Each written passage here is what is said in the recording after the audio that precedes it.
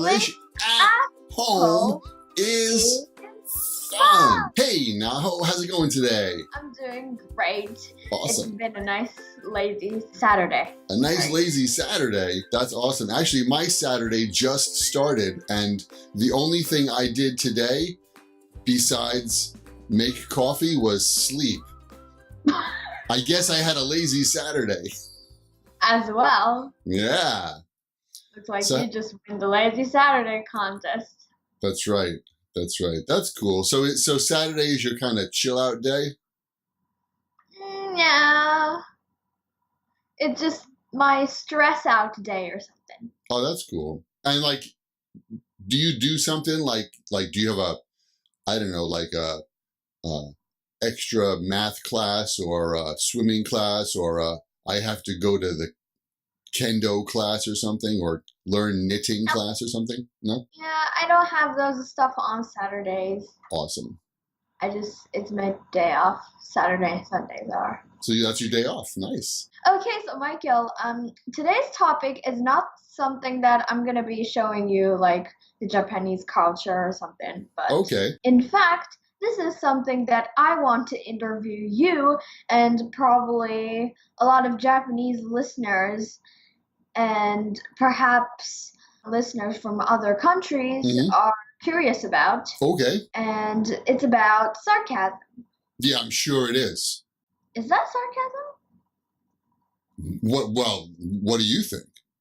I don't really know much about this sarcasm, but I think that one is just sarcastic. Yeah, well, you would think that. So, Michael is being sarcastic now. This is what sarcasm is. Now, this time, seriously, Michael, if you're going to explain what is sarcasm to a person from a foreign country, what would you tell them? That's a great question, and it's something that it's really deep in the English language, and I'm not sure if it's deep in other languages, to be honest, because I only know Japanese as a foreign language. But it's really deep in English, and it can be confusing when you hear it. So, but this is how I explain it, right? When I see you, right, when we met, in Japan that last time, and I said, oh, Naho, you're here. Oh, great. When I say, oh, great, I'm very happy that you're here. And I use the word great to mean, wow, this is a really good thing, right? But, I'm ready to go to work and I open the door and it's pouring rain. I might say this, oh, great, it's raining. I use that too. So I'm using the word, but it actually has the opposite meaning of what I'm saying. And is that sarcasm? That's sarcasm. And you can know it's sarcasm because of my face, and that's really important too. So you can't really use the sarcasm through text or phone or something. If you know someone very well, you're very close with them, like good friends, and your friend types something that's sarcastic, you can understand from the context and from your friend that they're being sarcastic.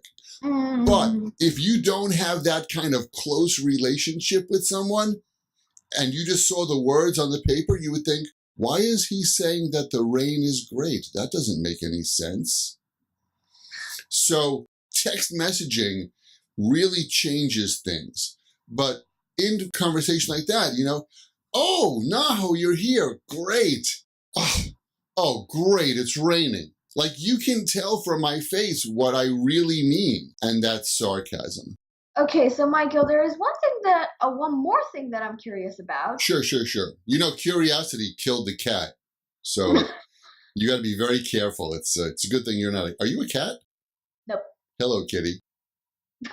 Wow. Oh, yeah. Okay, right. Okay, so there is one more thing that I'm curious about this sarcasm.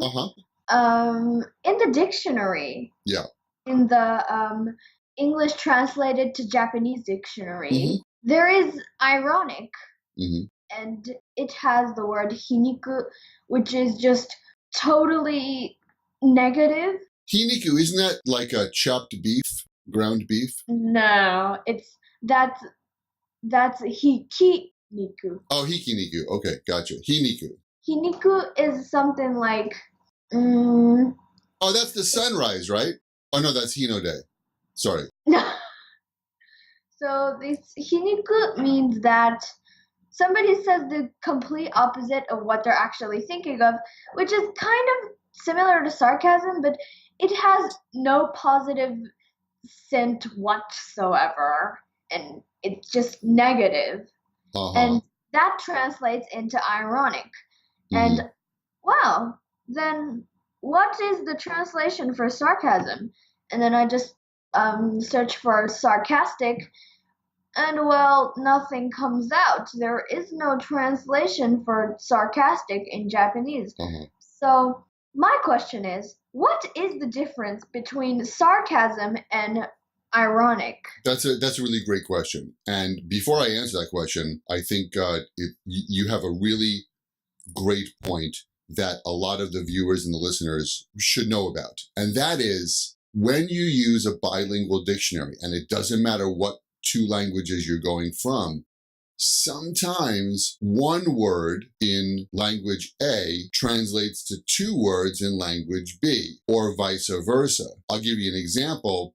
In Japanese, you have two words that mean rice.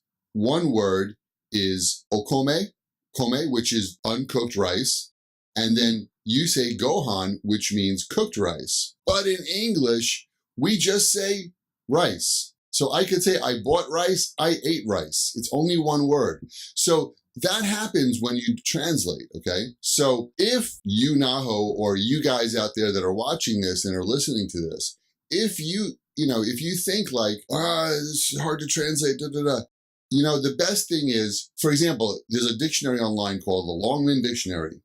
There's also another one called the Urban Dictionary. And those dictionaries are really good. You put in the word sarcastic and you can get lots of example sentences. So that's my advice about translating. So back to your question. First of all, let's look at ironic. We tend to use irony when we talk about a situation that kind of worked out or came out the opposite of what we were expecting. So this girl, like, she hasn't talked to her boyfriend in a couple of days and something doesn't seem right and she thinks he's going to break up with me. And so he says, all right, let's go out, let's meet in a cafe. And that's a little bit unusual behavior too, because he doesn't like going to cafes. She does, but he doesn't. And so she's thinking the whole way on to the cafe that he's going to break up with me. This is the end of the relationship. Oh my God. And when she gets there, like, and they sit down, like, he pulls out the little blue box with the engagement ring and he says, would you marry me? And that is something ironic. That's ironic because for her, because she wasn't expecting that. She was expecting the breakup, but she didn't know the backstory. The reason that he didn't talk to her for a couple of days before the coffee shop was because he was too nervous and he didn't want to reveal what his plan was, right? So something that you call ironic? That's ironic because the situation was completely the opposite of what was expected. And it doesn't have a negative meaning or a negative nuance. It's neutral. It's just the situation is totally the opposite of what we expected. But we use sarcasm more when we talk about what a person says. The person says something that's the opposite of what the usual meaning of the words. That's sarcasm. And sarcasm is often used to show that we're a little bit upset, a little bit unhappy, or I want to make fun of you, I want to mock you, and so I use sarcasm. Oh yeah, those are really nice glasses. So I'm saying, oh, those are really nice glasses, right? That's my truth. That's my, wow, I'm giving you a compliment.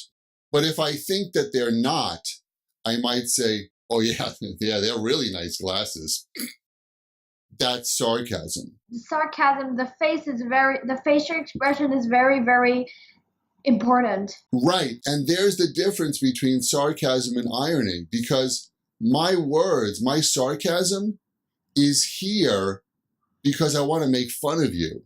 I want to mock you. Or, I go outside and you go, oh, great, it's raining, right? I'm not happy about that situation, so I use sarcasm. That's the difference between sarcasm and irony. Irony doesn't have that nuance of, I'm going to say something because I want to mock you or because I'm not happy with the situation.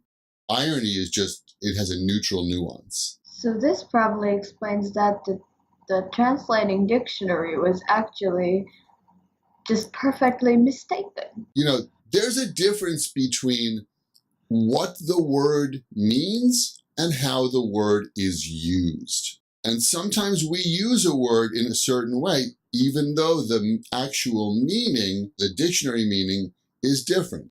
I'll give you an example. In English, we have the words much and many.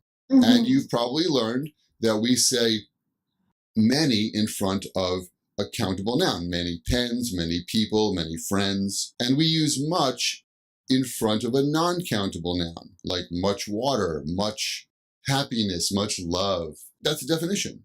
But I can't say I drank much coffee because we don't use much in a positive sentence. I can say I drank too much coffee. I drank so much coffee. I could use it in a negative sentence. I didn't drink much coffee. Or a question. Did you drink much coffee? But I can't say I drank much coffee. It's not a natural way of speaking. So if you want to express that, you have to say I drank a lot of coffee. So the dictionary says this is what the word means, but the human beings say, no, yeah, right. But this is how we use the word. So that's all about dictionaries. So you could just rely on dictionaries on the meaning part, but not rely on them to how to use them. Well, yes. And what I'd like to say about that is the only thing that translates well from one language to the next is a noun. That's it. How do you say cat in Japanese? Neko. Right. So you say Nico, I say cat, and it's there would be never any kind of miscommunication about that particular word because it's a noun. And I know that, yeah, like sarcasm is a noun and irony is a noun, but it's a noun that represents an abstract idea, not an object. Object nouns are the only just plain shot translation. That's it. Yeah. Oh, you're a genius. Sorry, that was sarcastic. Wow, Micheal is being very, very honest today. Yeah, well, yeah. Like, that's because I always have fun when I talk to you. So this is sarcasm. Right. So what is sarcasm? Sarcasm happens when I want to make fun of you, or I want to make fun of the situation, or I'm not happy with the situation. That's sarcasm. Whereas irony is more neutral. A lot of people might be surprised to hear that because perhaps in school they were taught that, oh, that kind of, well, those are really nice glasses, is called irony. But that happens, and you can learn something incorrectly and believe that for your whole life. So I remember when I first moved to Japan, and I had a little tourist book about Japan, and I was looking through it, and there was a picture of a very large old statue of Buddha. And on the bottom of the picture, it said Kamakura. And I thought, oh, okay, Kamakura means Buddha in Japanese or something like that. And so I had that belief. Actually, Kamakura is the name of the city where that giant Buddha statue is. But I didn't know that was a city. So I moved to Japan. 6 months later, it's the winter time, and I'm speaking with some students, and when we were talking about snow and the winter, and what did you do? How did you used to play in the snow as a child? And a lot of my students said, oh, I used to make a kamakura. And I thought, oh, wow, Japanese children make a little statue of Buddha in the snow. Okay. And I, because the topic is religion, I didn't question anybody. I'm like, oh yeah, oh really, a kamakura? Oh, that's nice, excellent. And then for about a year, until the next winter, I didn't think about it deeply, but I just had the belief that, okay, kamakura means Buddha, and little Japanese children make a little statue of Buddha with snow. Like Americans, we make a snowman. You guys make a little Buddha. Okay, that's cool. And then it happened that I had the conversation with a friend one time, and he was like, yeah, I used to make a kamakura. It was a lot of fun. I would go inside and I'm like, wow, you made a big Buddha. And he went, what? And I said, well, you said you made a kamakura. That's a little Buddha, right? And you went inside. He's like, what are you talking about? He said, I made a kamakura. I said, yeah, a Buddha. He's like, what? And I said, what? And he said, no, it's a little snow house, like an igloo. And I said, what? And there was this disconnection in my brain because I realized that the word kamakura, in addition to being the name of a city, which has a big Buddha, it's the Japanese word for igloo, I think, right? Something like an igloo. Right. So I was shocked. And then I thought, like, okay, so little Japanese children are not so religious Buddhists that they make a statue of Buddha in the snow. They're making a little snow fort. So that's what happens when you rely on translating and things like that. So have you ever made a kamakura in the snow? Yeah, I did. Yeah? Excellent. And did it have eyes, nose, and a mouth? Nope, Okay. it did not. So it wasn't that kind of kamakura. Gotcha. Oh, so guess like we're out of time. Oh my God, time flies. Yeah, time flies when you're having fun. Micheal is being very honest today. Michael's being very sarcastic today. That's what it is. Just an example. No, time does fly when you're having fun. All right, so if that's it, then that's it. And I'm Micheal. And I'm Naho. And this program is called English at Home is Fun. Thanks, guys. Bye-bye.